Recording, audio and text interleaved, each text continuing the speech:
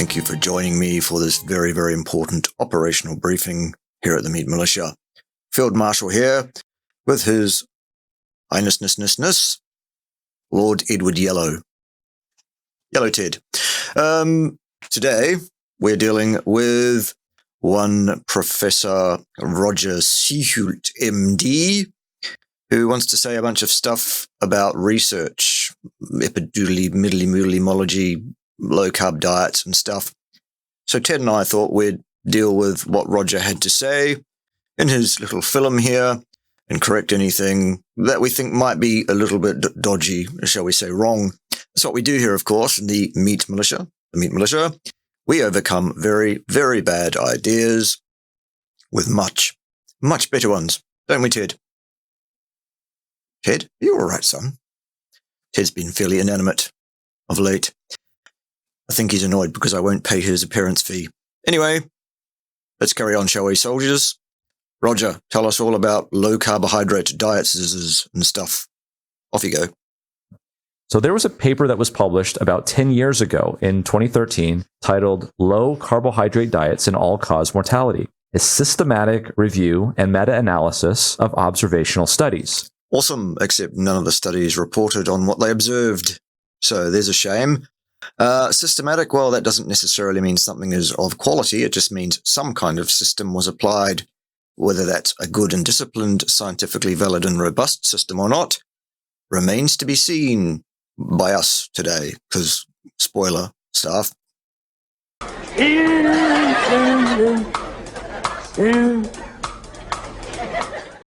No.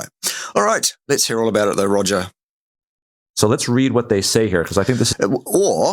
Or if we wanted to make an assessment, an assessment of the validity, robustness, and goodiness of any statements made by this paper, instead of reading the words, we could look at the numbers and the methodology by which those numbers were collected. Because, Roger, here's the thing. Science is litigated empirically. That means with numbers, not with words written on the page by the people who collected those numbers according to either a disciplined or an ill-disciplined methodology, as the case may or may not turn out to be. I don't want to spoil it too much. Right, carry on, Roger. You're doing a great job. This is interesting. This was known 10 years ago. What was known? To say something is known implies that there is empirical evidence to support a claim. Unequivocal empirical evidence, which cannot be challenged for its veracity, its validity, its correctness, its utility, or any associated factor thusly and such. Let's see if that's what's happened here, shall we? A growing body of evidence. Well, that's just words. Just words. Evidence is empirical, Roger. It's numbers. Shall we get to some numbers at any stage, or do you want to focus on some words written by some people who collected some numbers, those words being bought and paid for by the people who paid the money to have those numbers collected, perhaps? Has suggested that low carbohydrate diets and their combination with high protein diets are effective in weight loss. And there's some references. Effective? I mean, effect is the conjugate of cause. There are no studies which inform us on cause and effect in any way surrounding any aspect of human nutrition and any hard health outcome of any kind. These studies are not extant. You cannot find them anywhere. There is no growing body of evidence to suggest any such thing. Now, we have mechanistic speculations, which are pretty good, pretty robust, that low-carbohydrate diets do indeed predispose a given human being, all else being equal, to being more likely, shall we say, to control their body mass, their body fatness, their composition, etc., in the best biologically determined manner, because that's in line with their genetic gift, a low-carbohydrate diet. That's how we evolved.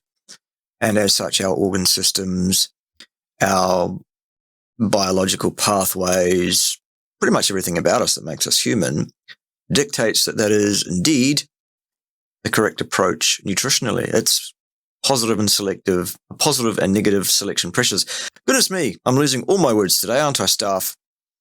Incredible. Anyway, we'll battle on. Here. And by the way, if you go to this address, you will actually get to see this article and look up those references. Yeah, I have done. I've read this article very carefully a number of times, actually, over the past few years. I really understand this paper quite well. And we'll put a link in the description below. They say, in addition, they reportedly ameliorate the risk factors of cardiovascular disease. There are no studies informing on risk extant anywhere in the literature regarding human nutrition and hard health outcomes of any kind. Risk is a cause and effect statement. No such studies exist. No, Roger. In the short term. And there's some papers there which support that. No. There are some papers that purport to support such a claim. Do they actually, in fact, support such a claim? No, they do not. We'll get to talking about risk in a bit. And of course, that would decrease, you would think, incident cardiovascular disease and mortality. No, if you did think, you'd realize that there are no studies extant that can inform us on risk in any way, one way or the other, and as such, you cannot predict an outcome at all. But we'll get to that soon. However, recent cohort studies, and again, this is 10 years ago, recent cohort studies did not support this hypothesis. Well, that's not really a surprise, considering that cohort studies are unable, underline that, double underline it if you like, Roger, incapable of informing us on risk at all. So, no shocks there that some studies may not support ideas purportedly supported by other studies, because none of these studies are cause and effect studies that can inform on risk. Not one jot or iota, positively or negatively, at all. And there's a number of references there that also back up that assertion. No, they don't. They purport to. And they're long-term. That's the key word here. Yes, long-term. Long-term. So that means multiple decadal. Suggest 30 or 40 years. Health benefit and risk remain. No, not risk. Still, no studies inform on risk. Controversial. In fact, low carbohydrate diet tend to result in reduced... No, see, a result is a cause and effect statement, Roger. No.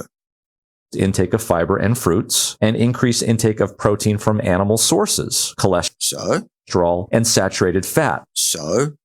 All of which are risk factors for mortality and cardiovascular disease. False. No, they're not. Not at all. Wrong. There are some that believe that this is all a farce, that cholesterol... That's because it is, Roger.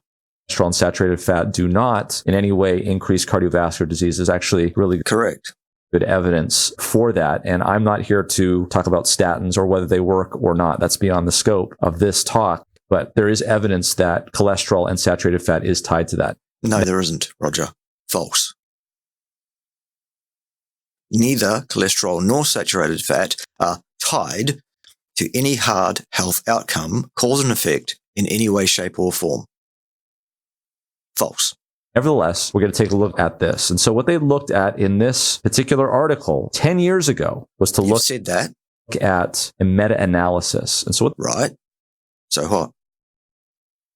This is a synthesis of a bunch of studies, none of which reported what they even observed, let alone informed us on cause and effect in any way, shape, or form.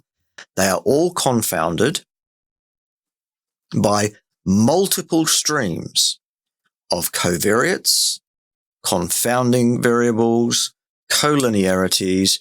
No control has been exerted here whatsoever.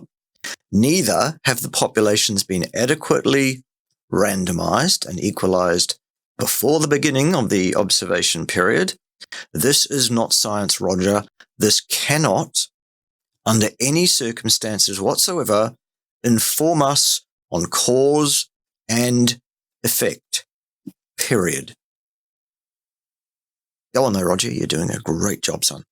What they did was they took a number of studies that looked at diets with low carbohydrate scores. In fact, what is a low carbohydrate score? Other than it's a construct, it's a value judgment statement about dietary makeups, which weren't even observed because the people weren't kept in labs and observed to see what they were in fact actually eating. They were asked to fill in a survey. Okay? So, just utter nonsense here. What you will also find is that even the reported intakes for the low carbohydrate diets, often these studies show that the low carbohydrate population were like 30 and 40% carbohydrates, which is not low carbohydrate. Is it, Roger? Are we done yet? We should be.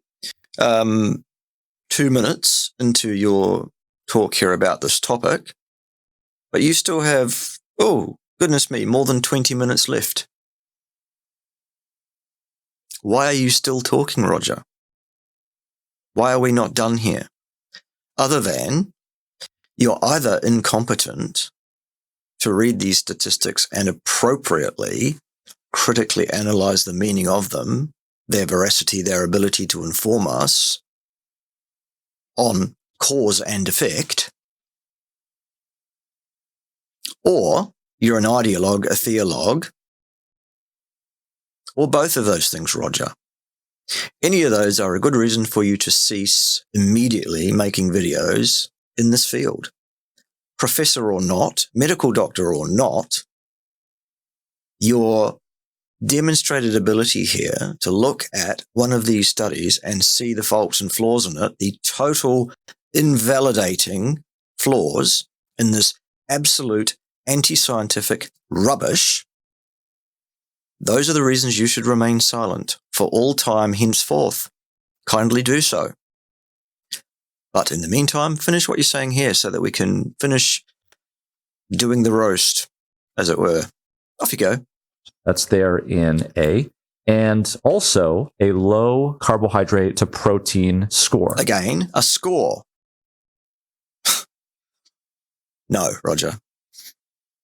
So low carbohydrate, high protein. No, not low carbohydrate. A score, which doesn't describe low carbohydrate at all, it seems. Score. And what they did was they looked at cardiovascular risk. No, they didn't. There are no studies extant that can inform on risk, which is a cause and effect statement. Now seems a good juncture to cover this in a little bit more detail than I perhaps have previously in my fine videos made hitherto. Here we go. When you use the word risk in this context, you are inferring that if I, me, this individual, or Ted, or any one of you, were to moderate our behavior in terms of our nutrition, that we could expect a predictable change in our individual, my individual, your individual likelihood of suffering a given health complaint or mortality. This study cannot inform on that. Number one, this study reports on data which is different from the data actually even observed by those researchers doing that follow-up with those people. It is adjusted. It is a fabrication. It belongs in the fiction section.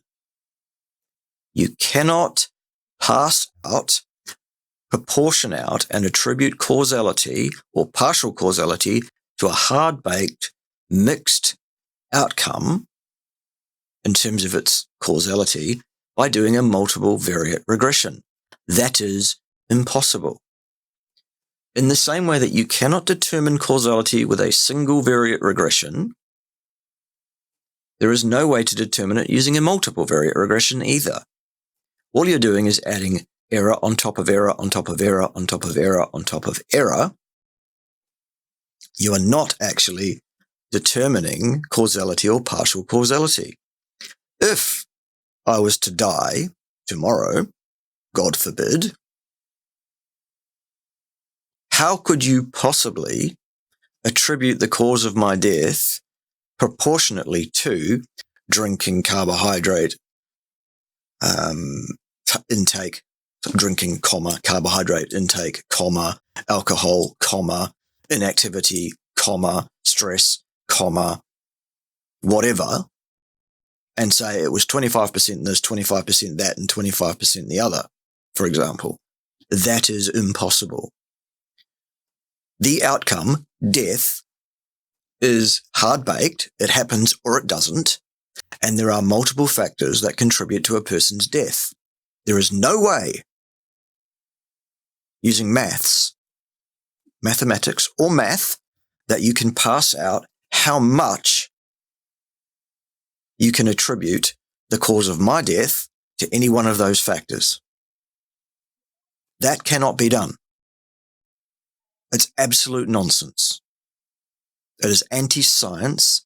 It is smoke and mirrors, and it only works in fooling stupid people who have not been trained in statistical, inference, and methodology, Roger.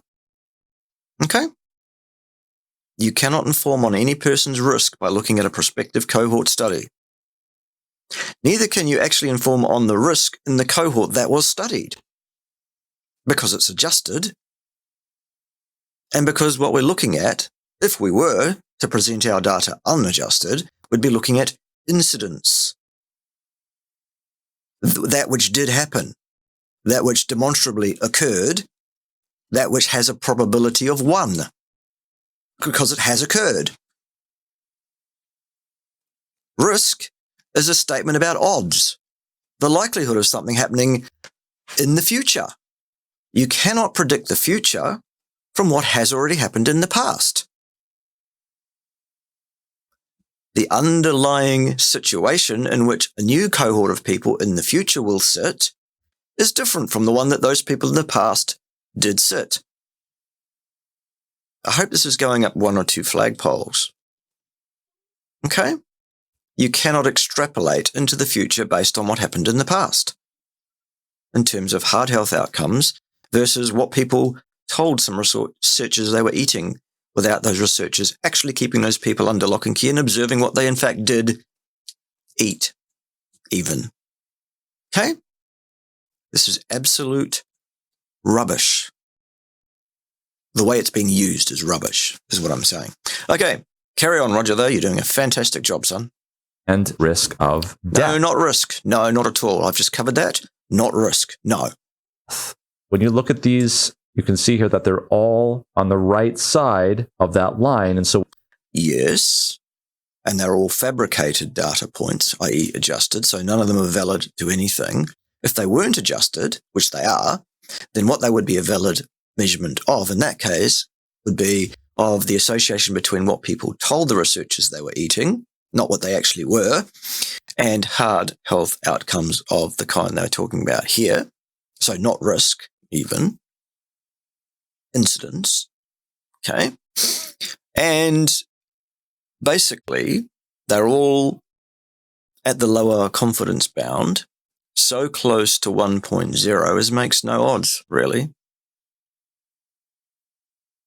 What that confidence interval suggests is there a reasonable chance, 5% or more, that this result, this fabricated result, this fantasy made up by these people here, happened due to dumb chance alone? I know that's parsimonious, don't jump all over me. Happens due to chance? Or is it a real function of some difference in these people?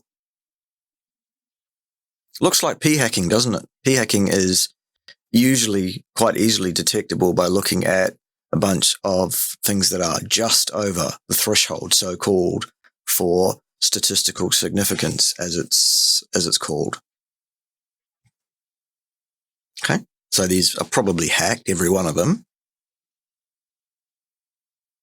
Interesting. Not one of them is a cause and effect outcome from any experimental study under any kind of control.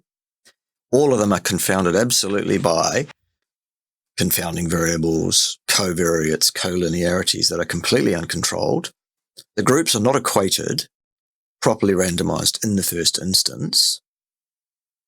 There's been no observation of what these people really did. This is just rubbish, Roger. There is no value whatever in this study if your goal is to infer cause and effect. No value whatsoever, except this work is pilot work. This is hypothesis generating pilot work. Unfortunately, the actual experimental studies are impossible. You cannot do this kind of study. Ergo, this work is mindless waving around of one's private parts and urinating into the wind.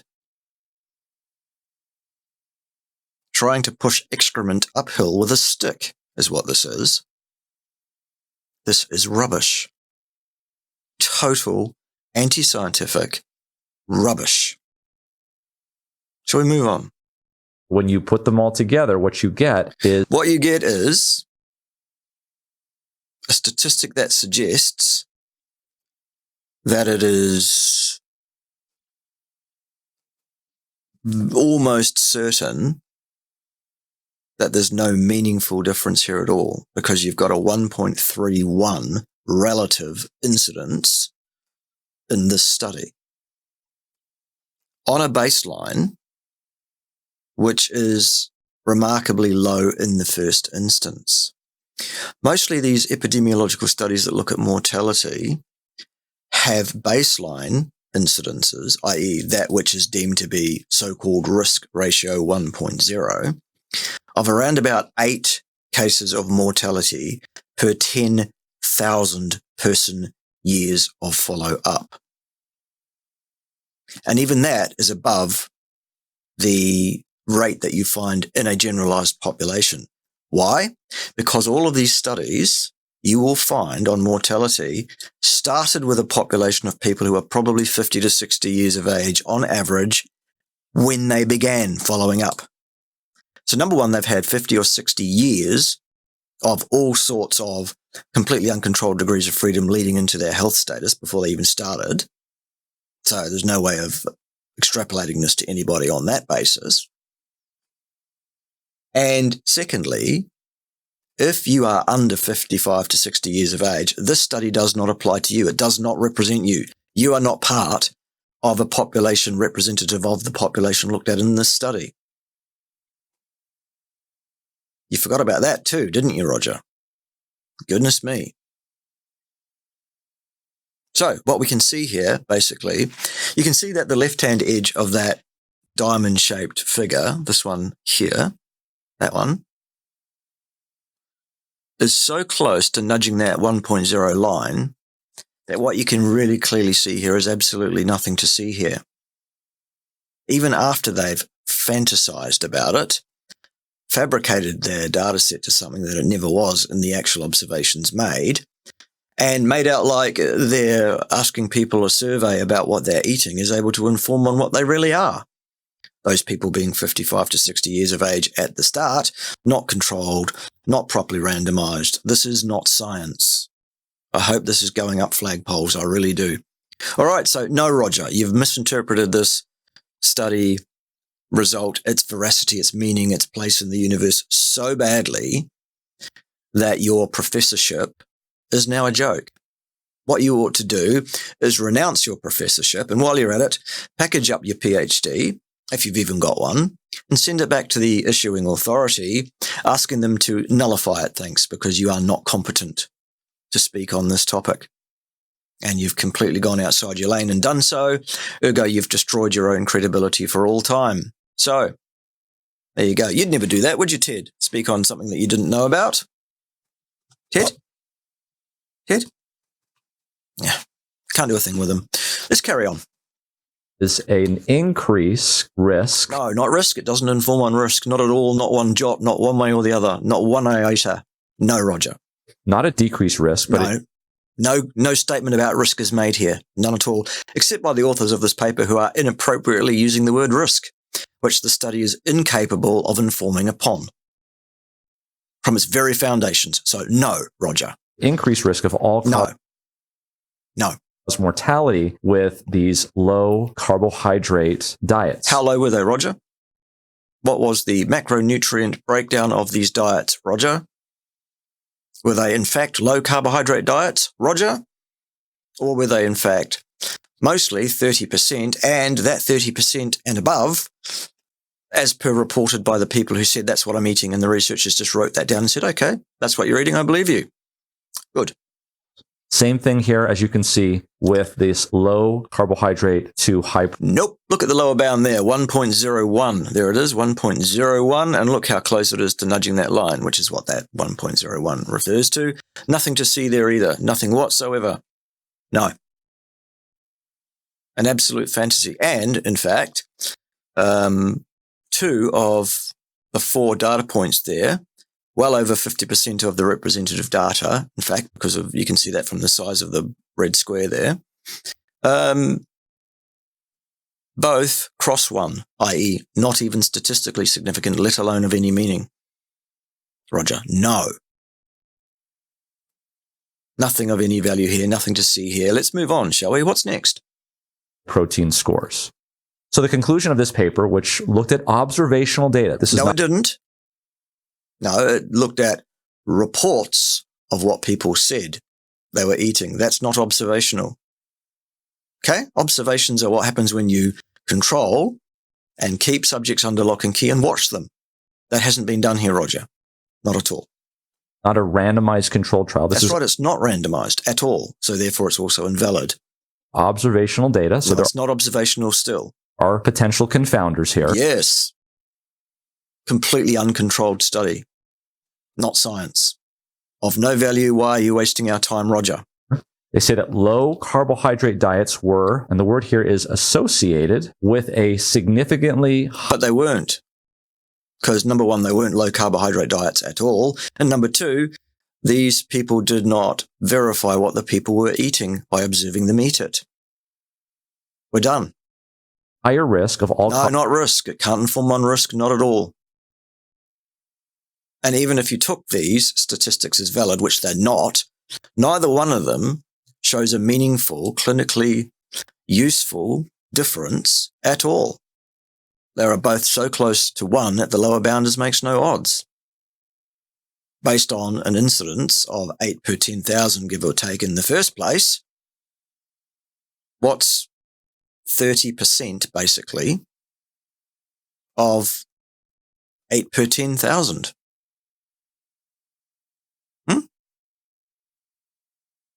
Roughly 2.2 or so per 10,000 person years of follow-up. Pass the low-carb diet. Nothing to see here. Shall we move on, Roger? Please move on. Cause mortality. No. They were not significantly associated with a risk of cardiovascular. Significantly refers to statistically, Roger. It has no statement and gives us no information about utility in the clinical sense. Disease mortality and incidence. However, this analysis is based on limited observational studies. Very limited. And not observational. And large-scale trials on the complex interactions between low carbohydrate diets and long-term outcomes are needed. Yes, except you can't do them. So that's a pointless statement, isn't it? Those studies are not possible by means of they run contrary to ethics, practicalities, and financial capabilities. Will never happen. Pie in the sky stuff. Shall we move on, Roger? So that's where we were 10 years ago.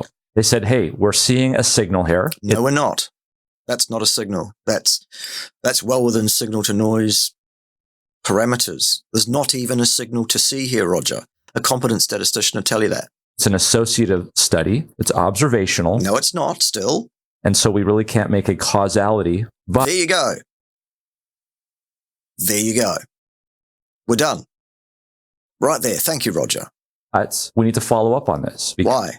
It's impossible. We can't do it. Because if this is the case, we ought to know about it. The point of bringing that up is to realize that you are never going to be able to do a randomized, placebo-controlled trial on low-carbohydrate diet. Number one. There you go. So we're done, Roger. Your video should be finished at this point. It should have been finished before you started because you've made a fool of yourself already. And the person doing it would know they're on the low carbohydrate diet. That's number one. Number two, you're never going to be able to just randomly assign people in large enough studies for long periods of time, 20, 30 years, which is what it takes to figure out whether or not you've got coronary disease and death. You're never going to be able to do that. Right. So what's the best practical type of evidence that we can do in? There isn't any. So what we need to do is be disciplined as a scientist or as a fraternity of scientists and say we cannot inform on this. We can make mechanistic speculations. We can use so-called educated guesswork. We can espouse an opinion about this, but we should disclaim it as such, an opinion, because there's no evidence to support the opinion. But scientists don't generally do that because that shows up clearly how truly pointless, vacuous, and meaningless the existence are of people working in so-called human nutrition, so-called science. It renders them basically completely redundant because there's no hope ever that they will be able to produce an unequivocal, empirically backed, scientific answer to the questions about human nutrition. That's why the debate about human nutrition rages on to this day and will continue to rage on by groups of factionated, basically theological buffheads. If science was able to give us the answer, it would have done so. There would be nothing any more to debate. We would have the answer. The fact that you can't seem to grasp this, Roger, is, among the myriad reasons why you need to package up those certificates of yours, renounce your professorship completely, and ask them to have your PhD, if you've even got one, annulled. Okay? Let's carry on. Epidemiology and Epididly-doodly-middly-moodly-mology. Let's get on to it. That's great stuff. Medicine and in nutrition to find out whether or not this is the case. But you can't find out whether it's the case using epidemiology. It's associative. Just like the stuff you've just been looking at, the meta-analysis, epidemiology is also associative. Uncontrolled nonsense. We're still done. This is exactly the question that we had with smoking and with... Yes. And we still don't have the answer to that. We have a good, strong inference because the incidence, the occurrence for the heart health outcomes, example, lung cancer, is hugely, vastly, grossly, unmistakably associated with the amount of smoking that a person reports to be undertaking by pack years of smoking. It's something like 11,500%. So that's not a cause and effect statement. That's not an experiment. That doesn't prove it. Well, I'll tell you what, the inference is pretty damn good.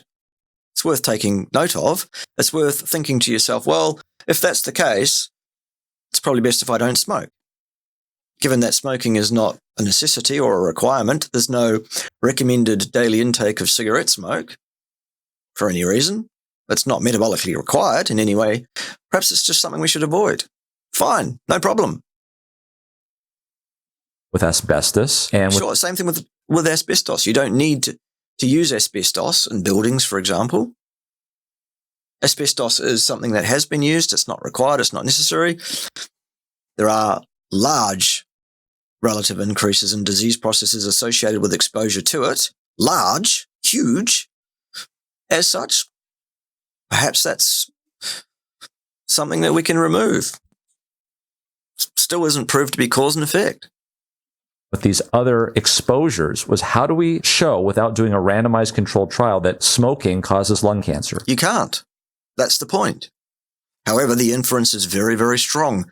Unlike the inference made by any associative studies of any kind undertaken by nutrition scientists with respect to heart health outcomes in human beings over any period of time. They are all extremely weak at best. Nothing like 11,500%. We've just had a look at one that said, about 30% on a very low baseline incidence of 8 per 10,000. It's nothing. If it was 11,500%, we'd take it seriously. It isn't, so we don't. It's pretty straightforward, isn't it, Roger? How do we do a randomized controlled trial that shows that asbestos causes mesothelioma? You can't. You can't do that. And so what you do is the next best thing, which is to do a dose-response relationship. So therefore, you can assert that you have an inference on association, but not cause and effect. And you accept that. And you report that accurately. You say, we cannot do a cause and effect experimental piece of work here. Ergo, here is an inference based on association. And leave it at that. That's fine. No problem with that. As soon as you say, we have cause and effect in evidence here, now you've crossed the line. Because you don't. In epidemiological studies. So if you can show prospectively in a cohort of people that are not randomized, unfortunately, and are not blinded. There you go. So of no value scientifically. That increased exposure to a risk causes. No, not risk. An increase. No, not causes, because cause is the conjugate of effect. Cause and effect. These studies are associative. They can't inform on that one way or the other, not one jot. Still. Per minute of an outcome, then that dose response curve is highly suggestive of causation. No, it isn't. Not at all, Roger. False. The exposure to buying and eating ice creams at Miami Beach on any given day is highly correlated to the incidence of sunburn suffered by people at that beach on that day. Is that highly suggestive of a cause and effect relationship, Roger? No, it isn't. We're done. The release of movies starring Nicolas Cage are highly correlated with drownings in swimming pools. Is that highly suggestive of a cause and effect relationship, Roger? No, it isn't. Images of fire crews running around with hoses trying to put out forest fires are highly correlated with the incidence of forest fires, Roger. Is that highly suggestive of a cause and effect relationship between fires occurring and fire crews having caused those fires? No, it isn't. Shall we move on? And that's exactly how we made this connection with smoking and with these other toxic chemicals where What you did, those that did those studies, connected a high level of incidence change associated with the input, the smoking, the asbestos. They did not determine cause and effect, not one iota, because that requires experimental work. Still. You cannot do ethically and practically. Right, so you cannot infer cause and effect then. You can infer association. Good. Randomized controlled trials. So I show you this article here from the Royal Society that's talking exactly about this. And this was published back in the 1980s. So? They say this paper discusses dose-response relations by using information about carcinogens in man as examples. Okay. So they look at, for That's not dose response, it's association. instance, tobacco. Because response is a cause and effect conjugate pair. Dose, response. No, there is no connection made here. It is purely associative, not experimental, not randomized, not under control, not science. Okay? Still. They look at alcohol drinks, certain drugs, things of that nature. And yeah, but none of those things are remotely similar to food or nutrition patterns. Are they, Roger? No. Even asbestos. This is the way that you can, in large-scale studies, show that if there's a dose-response curve, that is highly suggestive of causation. You've already said that. It was wrong the first time, Roger, and I gave you 3 examples of how it is wrong, unequivocally, and it's still wrong. Why do you have such brain fog that you need to repeat yourself, Roger? What's the issue? Especially considering that your statement is wrong. Saying something that is incorrect, wrong, multiple times does not give it any further power or make it any more correct. It's still wrong. Okay? If it's not there, it doesn't rule it out because there's some exposures that don't have a dose response curve. Like if you're exposed to it, it causes the same problem than if you're exposed to twice as much of it. And now you're just waffling. But if there is a dose response curve, that's highly suggestive of causation. Still no. Third time you've said it. Third time it was wrong. No, Roger. Not at all. False. Now, the reason why I bring that up is because of this abstract that is on its way to publication and also its sister publication, which I'll show you as well. This was published at American Heart, which is a meeting, and this was actually a memorial lecture. So actually giving quite a lot of exposure at the meeting. And they looked at a very large cohort called the Nurses' Health Study. Yeah, which was rubbish. Completely uncontrolled, not representative of a general population. Just nonsense, Roger. The Nurses' Health Study 2 and the Health Professionals Follow-Up Study. So this is 203,000 men and women in this cohort. So pretty large. And they looked at individuals in this cohort from over 30 years ago. So this was just published recently here in 2022. So more than 30 years ago. They looked at people that did not have diabetes, did not have cardiovascular disease, did not have cancer. At the time of starting, many of them developed it during the course of the follow-up. Cancer at baseline. And they followed them for 30 years. No, not really. They checked in with them every X number of years and asked them a bunch of questions and believed what the people told them. And they asked them very specific questions about what they ate. All questions are specific. Every once in a while, they checked in with them, I think it was every 4 years, about what kind of dietary intake they were taking. So pretty granular to check in once every 4 years and ask someone about their food over 4 years. Roger, could you tell me what you had for breakfast last Tuesday? Let alone what you've eaten over the last 4 years, remotely accurately? Even if you were of a mind to be truthful about what it was you've been eating over the last 4 years? I wonder if someone that works as a health professional might be even more likely to lie about what they've been eating than someone who isn't, perhaps. I don't know, Roger. What I do know is that these people were not locked in a laboratory for 30 years and observed for any kind of cause and effect relationship on any aspect of anything whatsoever. This is nonsense, Roger. As you can see here, 4 years. And they divided them into quintiles or into fifths. So let's pick a topic here. Let's say it's low carbohydrate diets. Again, how is that determined? And was it actually low? No. It came up with a score. Again, the score thing? No, Roger.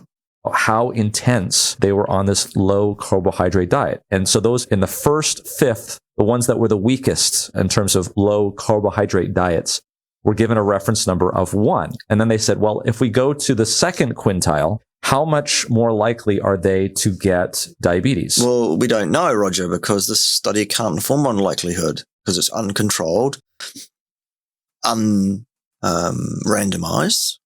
at the outset, starting with people who already had a significant number of years of doing God knows what, ergo completely confounded, unable to inform on risk or likelihood or odds in any way. Could only possibly talk about incidence. And did they do that without adjusting it? No, they didn't, Roger. They fantasized about it. They made up some numbers that were more suitable to their means by using a multiple regression analysis, which is incapable of parsing out causality any more than a single variate regression is. Okay? Still. Now let's look at the third quintile and then the fourth quintile and the fifth. In other words, they're looking at doses. As the dose goes up of whatever it is you're talking about, in this case, a low carbohydrate diet, does the risk... No, doesn't inform on risk. It's incidence, and it would only be valid as an observation of incidence if it was not adjusted. Diabetes go up. That's the question that they're asking. What they're trying to do is apply a dose response curve. No, what they're doing is looking at an association. Without any control or randomization in the first instance, without any scientific discipline or controls being exerted of any kind. And then they're lying about what they actually observed by adjusting it to reflect something other than what they in fact did observe, Roger. Still. Methodology to a very large epidemiological study. And so they looked at over... Very large. Okay, there was a great big pile of data. Well, a great big pile of excrement, Roger, doesn't make that pile of excrement of any more quality than a small pile of excrement. They're both piles of excrement. Neither one is able to inform on cause and effect in any way, shape, or form at all still. Okay? 5 million person years. Yes, right. A huge pile of excrement.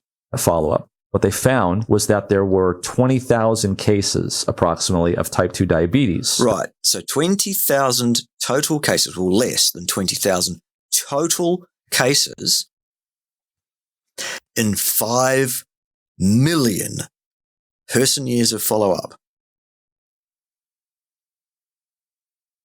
So the baseline incidence, minuscule.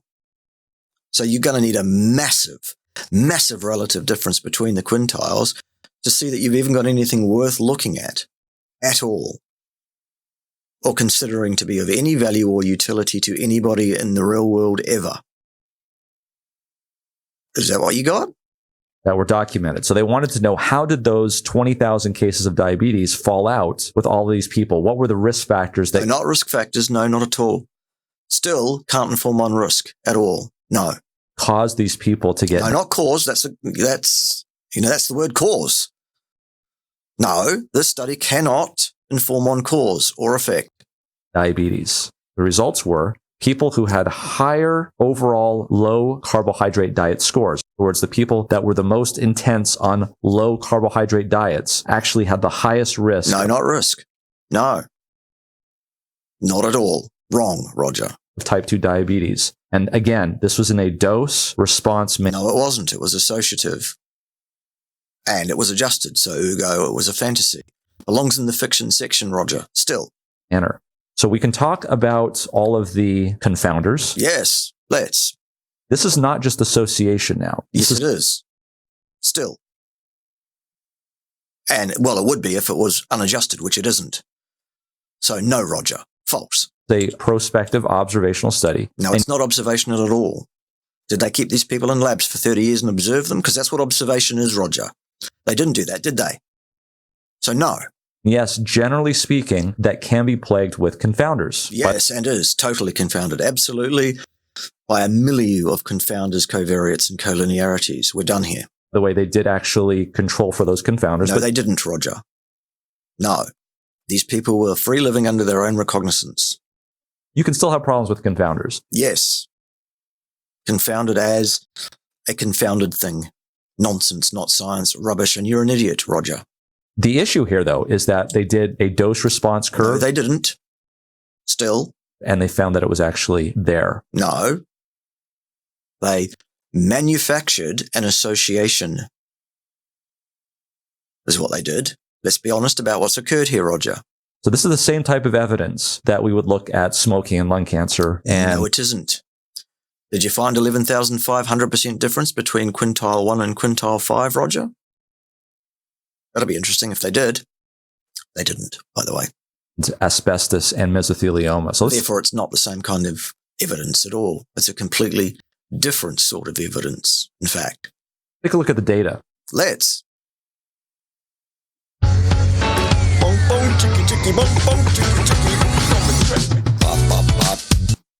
They had 5 different types of dietary patterns. Yes. Well, reported dietary patterns. First of all, they had an overall low carbohydrate diet score. As reported, yes, and not representative of low carbohydrates, and based on respondent data, which is entirely unreliable, in fact. And you can see here the case person, year, and the denominator, how many we're talking about. Mm-hmm. So lives, basically. You can actually look at the raw data if you like. And then... Yeah, I have done very carefully, Roger, over many years. There was a multivariate adjustment. Well, there you go. So it's a fallacy. It is not reflective of what was in fact observed. Fiction section. Okay, firelighters. Toilet paper, perhaps.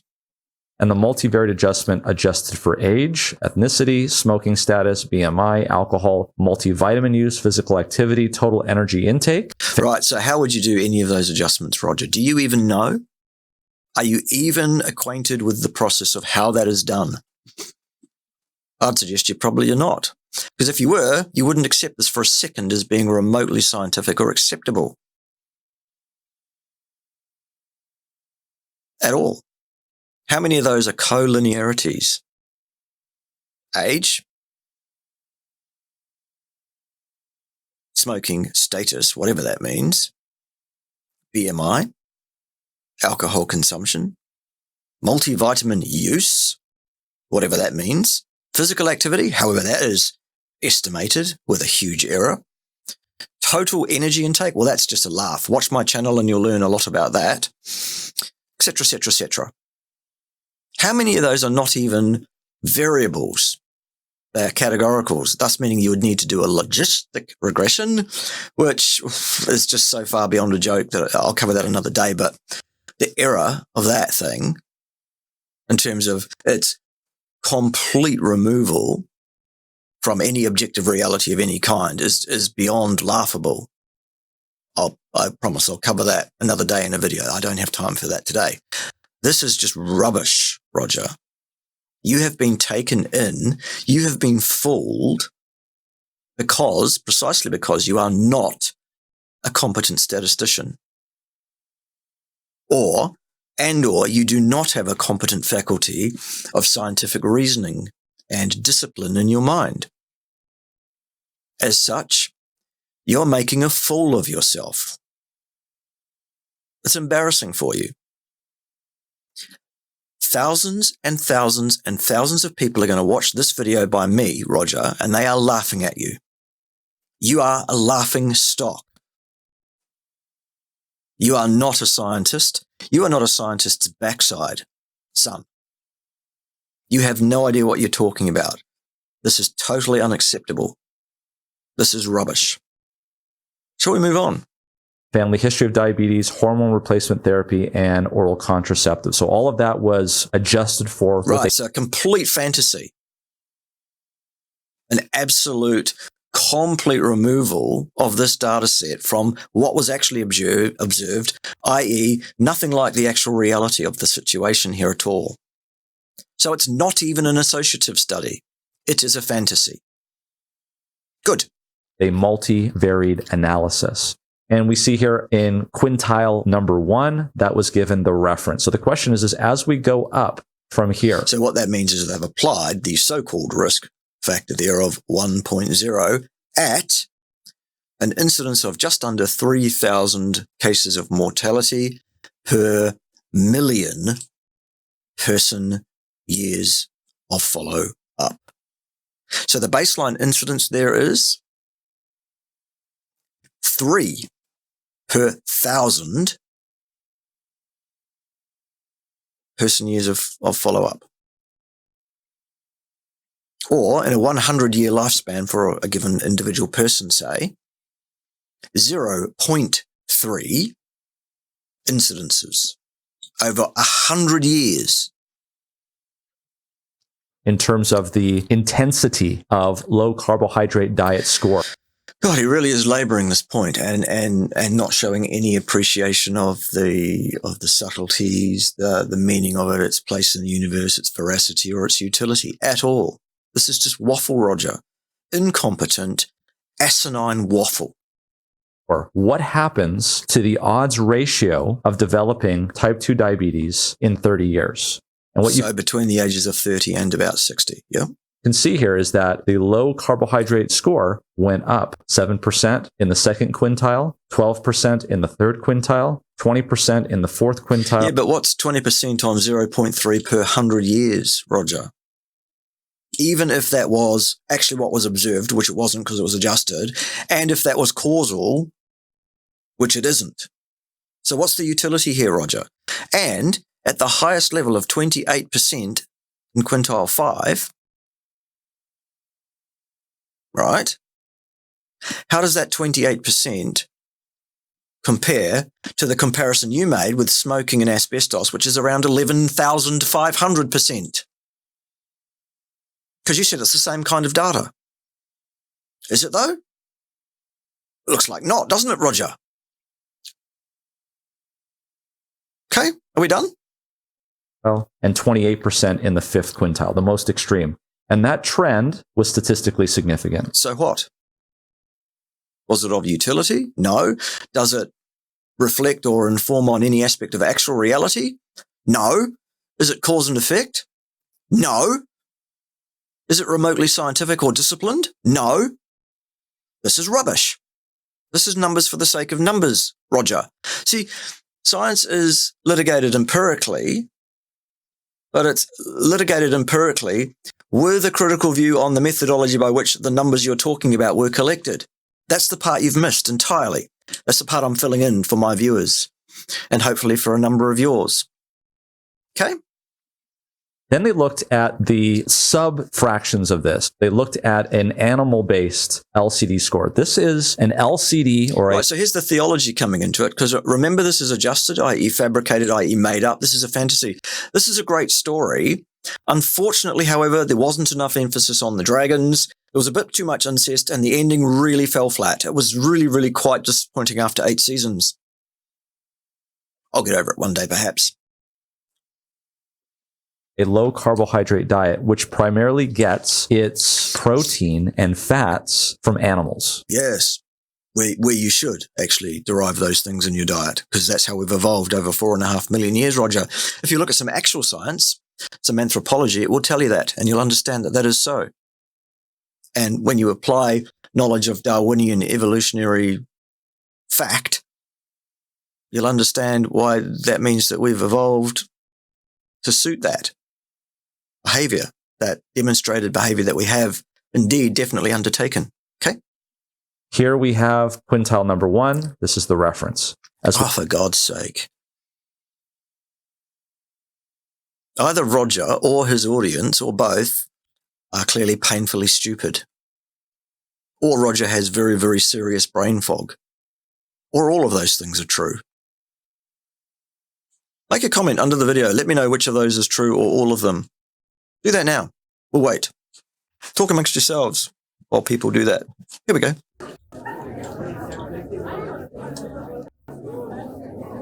Okay, you've had long enough.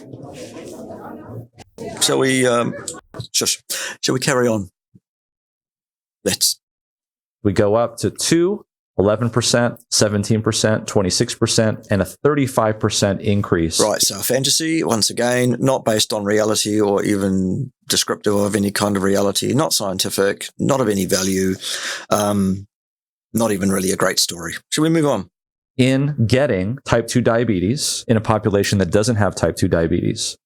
I'm going to jump down here a little bit because they did a second analysis called the unhealthy LCD score. What is the unhealthy? Well, so again, that would be a value judgment statement made by who?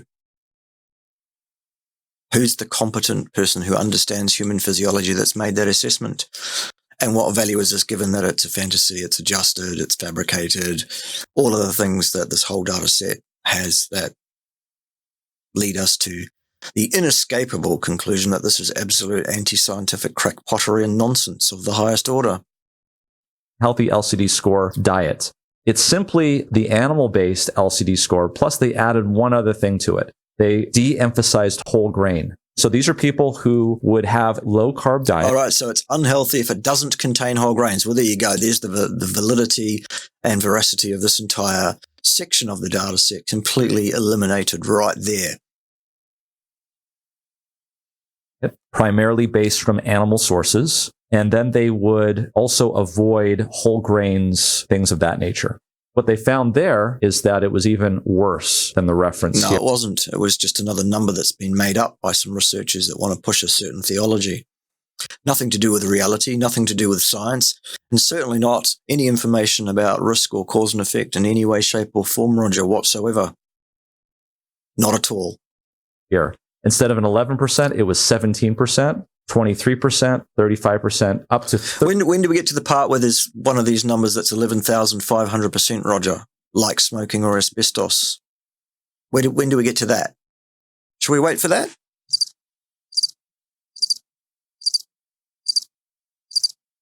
Okay, that's enough waiting, because it's not going to be, is it? Because we can see that, well, that's the highest one in this entire data set, 39% on 3 per 1,000, 0.3 per 100 person years of follow-up. Same number, of course, but I'm just trying to give it a meaningful reference. Okay? Nothing to see here at all. Not dose response, a fantasy, divorced from reality, a publication for its authors. No value to anybody else other than that at all. Nice red circles and arrows and lines though, Roger. Very, very pretty. 39% increased risk for diabetes over 30 years. No, not risk.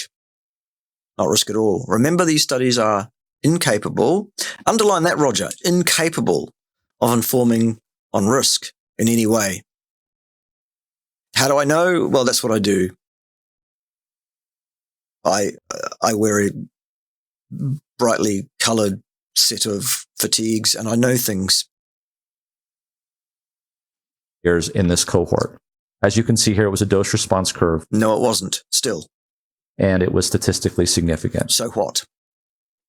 So then they looked at another one. They said, what happens if we have a low-carb diet, but instead of getting our proteins and fats from animals, we get it... God.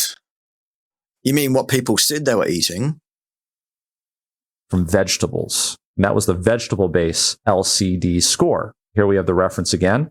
Instead of going up, it was a 4% reduction. Yeah, adjusted, healthy user bias, a fantasy, not reality.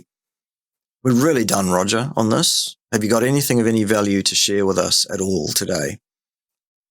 4% reduction, No. 7% reduction, and a 6% reduction across the board in the chances of getting... No, chances is an inference on risk. Remember, these studies can't inform on risk still. Type 2 diabetes. That was also statistically significant. So? In terms of that trend going down. Then they did one other thing.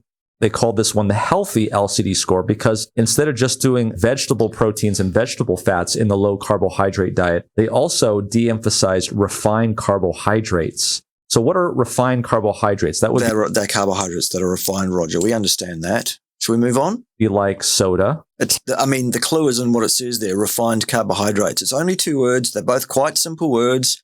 We know what both of them mean. Shall we move on? Candies, ice cream, all these sorts of things, right? So refined carbohydrates. Who said that? For carbohydrates that are not coming from fruit. Well, who says fruit's healthy other than people that don't know better? They're carbohydrates that are coming from refined sugars. Notice here that when you eliminate those refined carbohydrates... when you report you've eliminated those things, quite different from when you actually do it. Hydrates. And also get your proteins and fats from a vegetable source. No, again, that's what people reported. It's not what they actually did. Instead of a 4% reduction, you get a 6% reduction. Here you get a 14% reduction, 10% reduction, and even up to a 15% reduction. All meaningless. Nowhere near 100% reduction, which is the highest level of reduction that's possible. Okay, we're done. Nothing to see on this chart. All fantasy anyway, all made up stuff. Pretty numbers, nice circles, good lines, nice arrows, nice calming voice, Roger, but no scientific veracity or utility. No actual appreciation of what's being done here, Roger, by you whatsoever. No competence shown on your part whatsoever. Just embarrassing for your son. Ridiculous. A complete joke. What's next? So you can see here that not all low carbohydrate diets are the same. You could be we knew that before we looked at these numbers, Roger. But how that relates to an outcome of any kind over 30 years, nobody knows, Roger. And this study doesn't inform on it either. Still. Low carbohydrate diets. And if you're getting the majority of your calories from animal sources. Calories, Roger? Goodness. Calories are heat energy, son. Nothing else. Photons of light cause us to detect calories, a change in temperature of a water bath around a bomb calorimeter when we rapidly combust and vaporize a food sample. What's that got to do with a human metabolic system? Nothing whatsoever. Nothing at all. According to this study, and you're also cutting out whole grains, then you can see you said that already here that you could be up to 39% increased risk for no, this cannot inform on risk still. Diabetes, as opposed to vegetable-based fats and proteins and cutting out refined carbohydrates and be at a 15% reduction. So that's 30. No, this study still cannot inform on risk. False again. 39 plus 15, that is a 54% difference in the incidence of diabetes. No, it isn't, because it's adjusted, Roger. It's a fantasy, remember? Belongs in the fiction section.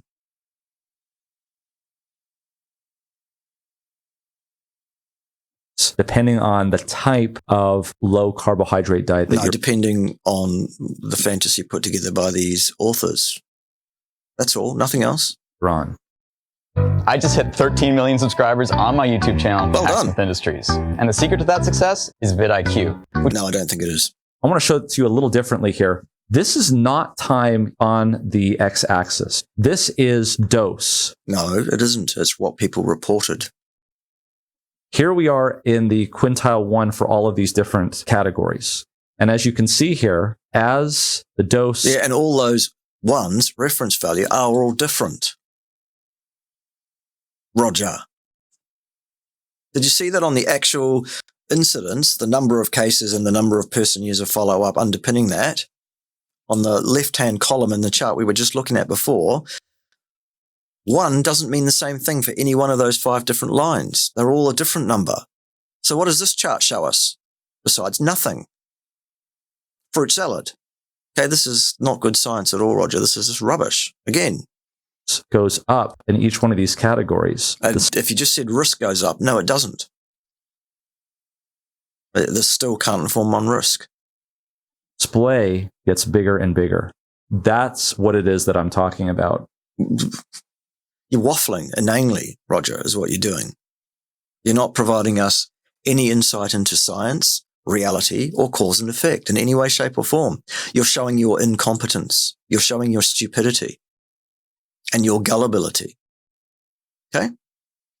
As you do that diet to more magnitude, that is going to either increase... No, as you report that, and it's adjusted to make it look like what the authors wanted to make it look like by adjusting it, you mean? Increase or decrease your risk... No, not risk still. ...of getting diabetes. No, not at all. For 30 years. That's just talking about the incidence of diabetes. No, it isn't, because it's adjusted. Let's talk about mortality. Rightio, let's. This was a paper that was published just this year, February 14, in Diabetes Care, but this is coming from the American Heart as well, and the same group, actually. And it's called Low Carbohydrate Diet Score. Yeah, we can read, Roger. Okay. Mortality among adults with incident type 2 diabetes. So again, with diet scores, so nothing to do with actual diet at all. Good. And also nothing to do with diet because it's respondent data again, and it's adjusted again. It's divorced from reality again, and what they're actually showing in the outcome statistics is no real difference meaningfully for any one given living human being over a 100-year lifespan, Roger. No utility still. Now we're looking at those people who already have diabetes, and we're asking them, are they going on a low carbohydrate diet? Well, who knows? This study can't even determine that. So in this case, we're looking at 10,000 people already with type 2 diabetes. You've said that already. Contributing to 139,000 person years for follow-up. Right, so a very small-scale study in terms of epidemiology. They documented about 4,500 deaths. There you go. What's the incidence there? Divide 4,500 by 139,000, whatever. It's tiny, isn't it? Of which 1,300 cases were attributed to cardiovascular disease. Right, so it was only 1,300 of those that actually count in this particular question. Okay. And 881 to cancer. And again, this is coming from the Nurses' Health Study. Which was rubbish and controlled, poorly observed, not a randomized study of anything. Still. Professionals follow-up study. And overall, a low carbohydrate diet score was calculated. So the same way that we talked about before. Right, so nothing to do with the actual diet's good. Based on a percentage of energy as total carbohydrates. Reported by those people inaccurately, yes. They also looked at a vegetable low carbohydrate Same problems. Diet score, an animal low carbohydrate diet score. Same problems. Or a healthy low Same issues. Carbohydrate diet score, and an unhealthy low carbohydrate diet score. Same issues as the previous study. And these were further divided. Healthy and unhealthy were divided into those things that we talked about, which was the different macronutrients. Right, so completely inappropriate. Same problems as the last study, yeah. So whether or not there was refined carbohydrates. Yes, we get it, Roger. Or whether or not there was You clearly don't know, son, at all, do you? whole grains. We're not looking at the chances of having diabetes. We're looking You're at not looking at the chances of anything, Roger. Chances is an inference on risk or odds, which these studies are incapable, underline it again, Roger, of informing us on. the chances of mortality. No. False. These are pooled hazard ratios of all-cause mortality. Right. Let's see if any of those are remotely meaningful, even if they were causal, which they're not, and even if they did actually report on reality, which they don't. No. Not at all. Not at all. Not remotely. Nowhere close. Good. For 10 points. So in other words, as the points... Points, a construct. So now we're going to look at an arbitrary points system, a score, against a hard health outcome, i.e. mortality, death, and pretend that we're being scientists, are we? This is some great humor, isn't it, Ted? Ted? go up, what direction are we going in? This is that dose response curve. No, it isn't. Still, not a dose response, anything. No. That we talked about. Low carbohydrate diet scores among Rubbish. people with type 2 diabetes. You've So said that. these are not people without diabetes You've said that. It's the same thing, Roger. getting diabetes. These are people with diabetes dying or not dying. Yes, we understand. And again, we have our same cohort here as well. Notice that the total low carbohydrate diet score in this case actually had a hazard ratio of less than 1. So there was an improvement in survival if you had a low carbohydrate diet in general. But let's split No, fantasy, remember? Adjusted. out and actually take a look at this. Not a bad idea to have low carbohydrate, not knocking it as well, but it may matter how you make up that low carbohydrate diet. Yes, I agree conceptually with that. It's likely by way of basic logic, but there is no empirical evidence provided by this paper that can support or refute any such idea because it's divorced from reality. It's a fantasy. It's adjusted. It does not get at cause and effect. It's just rubbish. Still. The animal low carbohydrate diet score actually had its 95% confidence interval on the hazard ratio of 1, meaning that statistically it actually made no difference at all. Whereas the vegetable low carbohydrate diet score was at 0.76, which means that there was a 24% reduction in mortality. No. It's a fantasy. It's adjusted. In these patients. Similarly, if we go to the healthy, which eliminates the healthy user bias was at play here. You can't correct for that. It is impossible. refined sugars, really not much. Death is a hard-baked, mixed outcome with multiple causes leading up to and contributing to a person's death.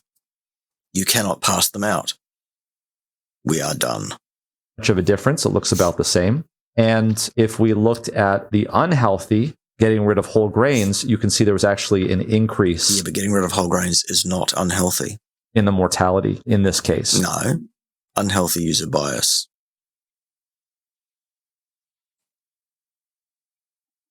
This was people who had type 2 diabetes. You've said that. This is the same scores here from those who went from pre to post diabetes diagnosis. And you can see here that it's essentially exactly the same. So I thought this was really interesting. But also just as rubbish.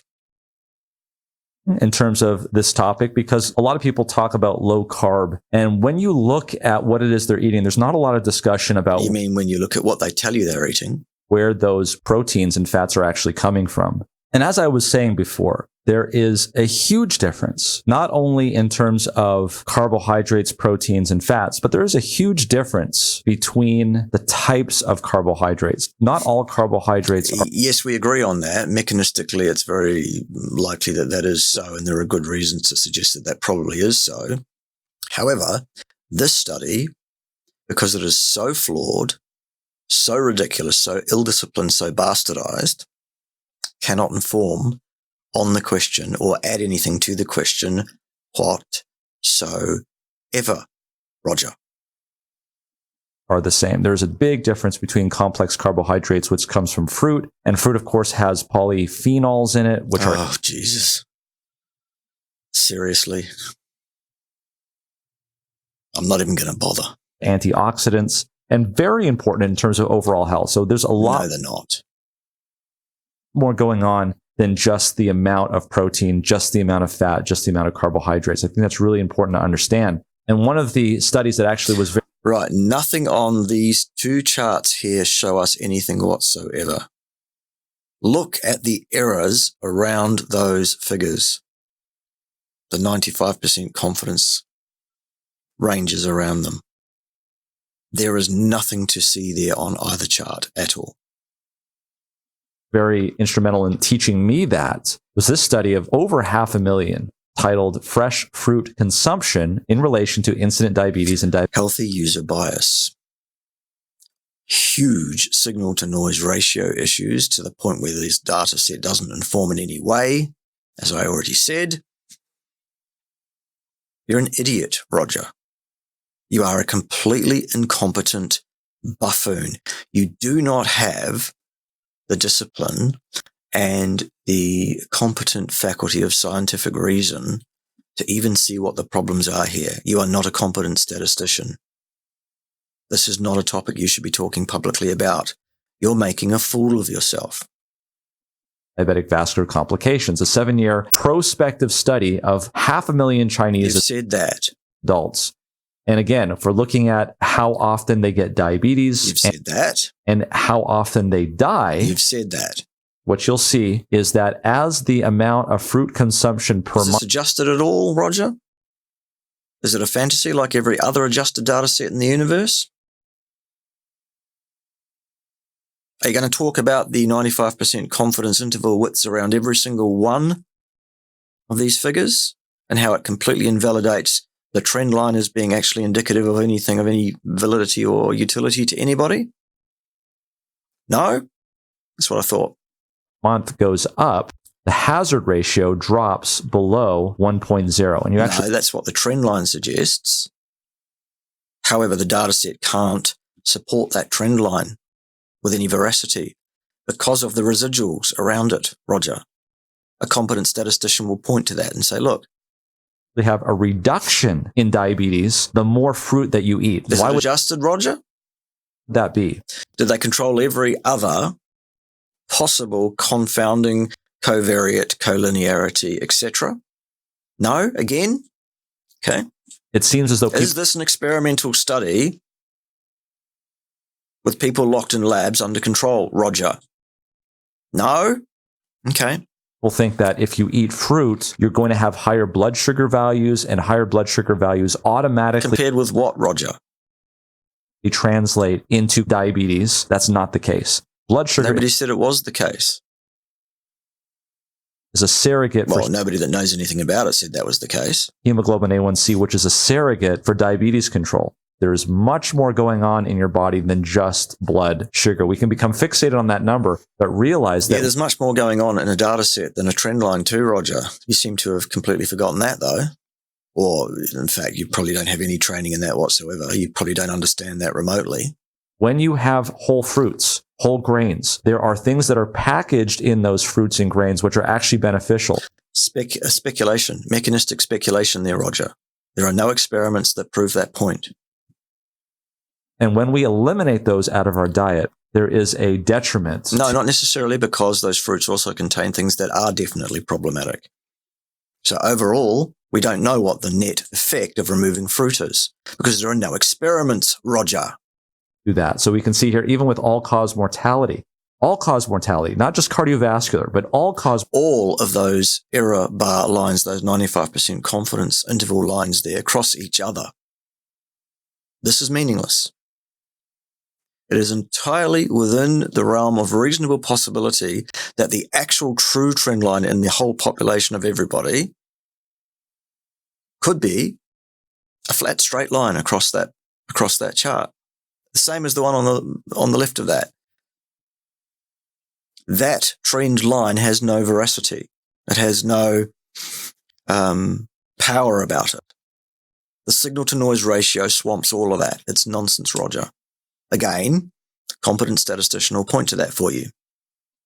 Mortality. That as usual fruit consumption per month goes up. No, that's a report and it's adjusted. All-cause mortality goes down. No. Look at those 95% confidence interval lines, Roger. False again. Question of what are in these products that may be helping us. And okay, so we speculate mechanistically again.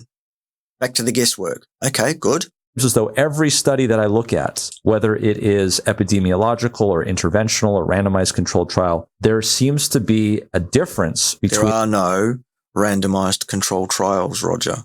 The words that are usually misused in the titles of such studies are randomized, because they usually aren't appropriately, and controlled, because they invariably are not. Okay, shall we move on? In the sources of where we get these carbohydrates, proteins. You mean what people report, Roger, still? And fats. This is not the first time that we've talked about this. We talked about this in our... Doesn't matter how many times you talk about something, if you have no competence and no basis for talking about that thing, Roger. And you clearly are not competent to talk about science, statistical inference, and what these papers can and cannot inform us upon. You've made that really, really clear in this video. You're done here. You're finished. You should remain silent for all time now. This is really embarrassing for you. Our video on meat, dairy, and disease. I suggest you don't bother with any more of Roger's videos, except in watching my breakdown of them here on my fine, actually science-based channel. And a new paradigm which is coming forth, which is that of sialic acids. So in the... Oh, God. You absolute buffoon. You clown. I've covered that on my channel already too, if people want to go and check on that. He's talking about NEU 5GC. You buffoon. Sialic acid hypothesis. Hypothesis. It's been shown to be false. I can point to the data that does dismiss this idea. And I did on my channel already. Go and check it out. Which has been the subject of many studies. So what? There is a specific sialic acid in red meats, and this is regardless of how you cook it, how you raise it, how you feed it. This is part of the genetics, called NEU5GC. So yes, NEU5GC, yes. NEU5GC is a sialic acid. Yeah, you've said that. In every animal that has red meats. Any mammal, there's a few exceptions. So not everyone, mostly. And one notable exception is human beings. So yes. We have NEU5AC. Human beings do not make NEU5GC. That's right, we make AC. However, when human beings eat animals with NEU5GC in it, that NEU5GC as a foreign substance is incorporated in our cells. So? It passes our GI tract, goes into our bloodstream, and the enzymes in our body, which put sialic acids on the surface of cells, do not recognize it as foreign. They recognize it as... right. So because you saw something in vitro in a test tube in an animal cell line, you want to then claim that that is proof of a problem from eating red meat in humans, even though humans have been eating red meat for, 5.5 million years probably, 4.5 to 5.5 million years. And that there is no evidence whatsoever extant anywhere in the literature that can inform on red meat causing any kind of problem whatsoever health-wise in humans. over any period of time, long or short. Okay, we're done. Show me some evidence that it's so.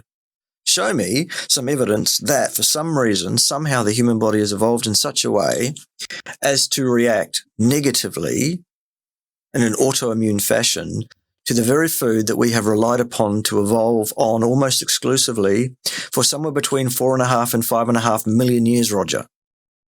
Shall we wait for that?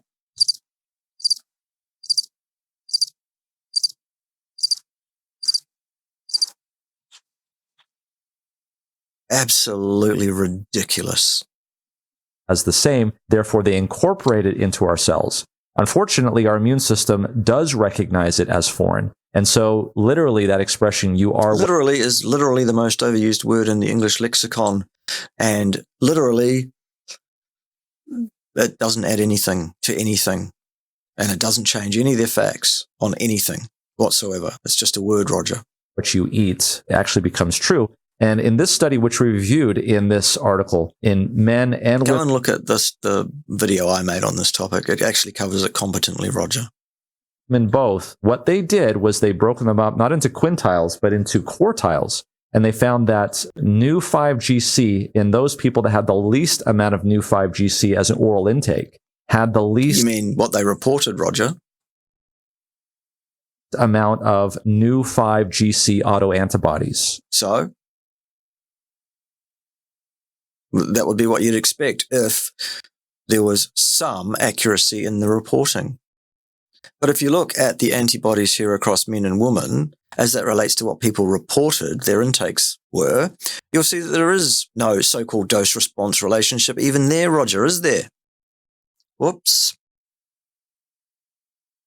Whoopsie-daisy. We're done, aren't we? Again. And as the amount of new 5GC went up in terms of oral ingestion... You mean what was reported? The amount of new... No, Roger, you're ignoring what we can actually all clearly see for ourselves on that chart. Just drawing an arrow through something that doesn't even indicate what the data set is actually doing doesn't change any of the facts, Roger. You're just making shit up now. Ridiculous. 5GC antibodies went up, and this is causing a low grade... No, it caused... No, there are no cause and effects here at all, Roger, at all. Inflammatory reaction. No. This also happened with women as well. No, it didn't. Look at the data set, Roger. Look at it. Are you blind as well as stupid? You can see there was an... No, there wasn't. Look at this. Wow. Incredible.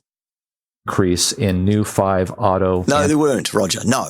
Antibodies. No. The authors of this study concluded, looking at this and others, that this was a potential mechanism. Well, I'm going to conclude that ice cream sours are a potential mechanism causing sunburn, or that releases of movies by Nicolas Cage cause drownings in swimming pools, or that we need to outlaw fire crews because they're obviously the cause of forest fires, Roger. And I'm going to ignore the fact that the data doesn't even support that in the first place, even if you look at it. But draw a nice arrow through it, and that'll convince people that they're blind or can't actually see what's clear and patent on those charts. Shall we?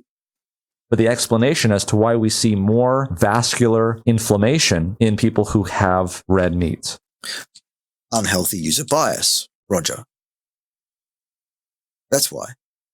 And it may also explain why we see the findings that we just showed you. That's the great thing about the word may, Roger. It leaves may not entirely on the table and informs in no way as to which one is more correct than the other.